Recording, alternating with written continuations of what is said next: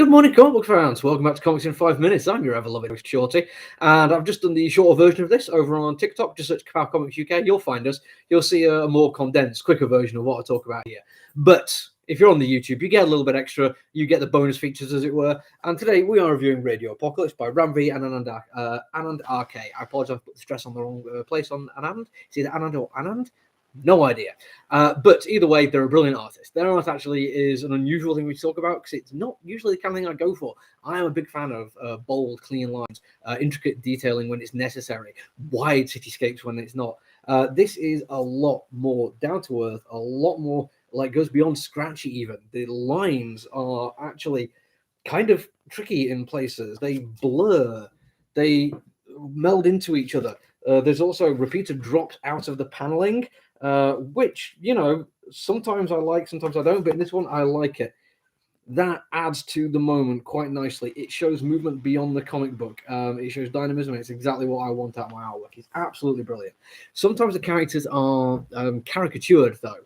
As one of the guys in charge of the settlement with a massive, massive forehead. Clearly not real. Clearly a character design choice rather than trying to go for photorealism, but that's fine.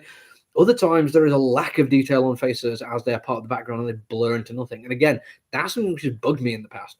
I've seen people do that and I think that's just kind of a laziness where you're not putting in all the craft that the comic book deserves, that the reader deserves. In this one, though, I think, again, we are talking about comic book art choices. This is how you can do comic book art.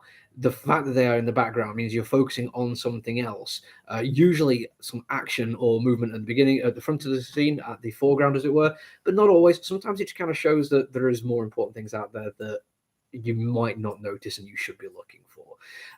It's the writing, though, which is the standout for this one. Ramvi is absolutely spectacular.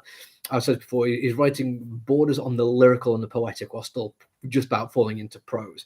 There's a page 2 to 3 where it goes from standard format to a unusual widescreen, even though it's still broken into panels. That reads fully across top to bottom, then down.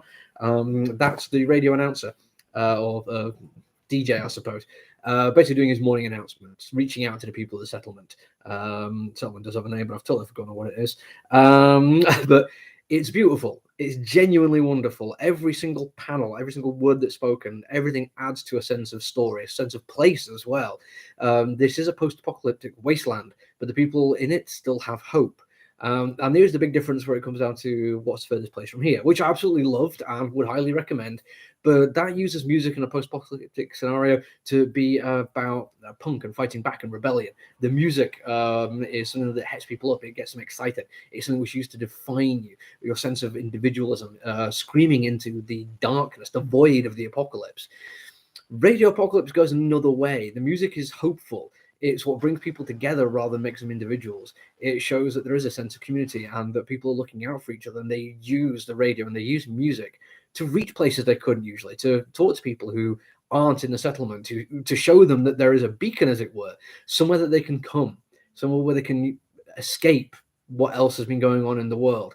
And I can't stress enough how different that feels, to the point that I was welling up a little bit. I don't want to tell you what happens in this issue, simply because I think it's best discovered as you're reading it.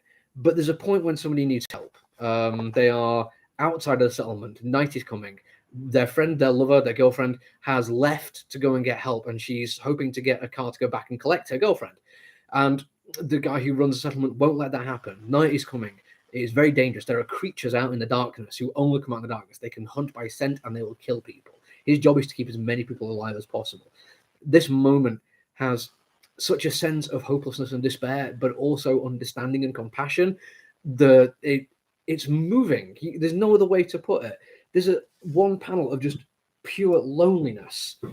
As everything else is going on, that speech bubble is happening miles away from that location, just to kind of show that she doesn't know that. She can't hear what's going on. She doesn't know she's been spoken about. And she is alone. And I was talking earlier about sometimes a lack of detail, but look at that. When Anand wants to, they will absolutely bring fire to their artwork. And it's perfect. It's immaculate. Everything about this comic book is what I wanted it to be. I said earlier, like, how it's going to be easy to compare it to what's first place from here, and it is. And I love both of them. But hand on my heart, if I had to pick a favorite, I would go for this one right now because Rambi is just a force to be reckoned with, and everyone should be reading his stuff. That's it from me today, though.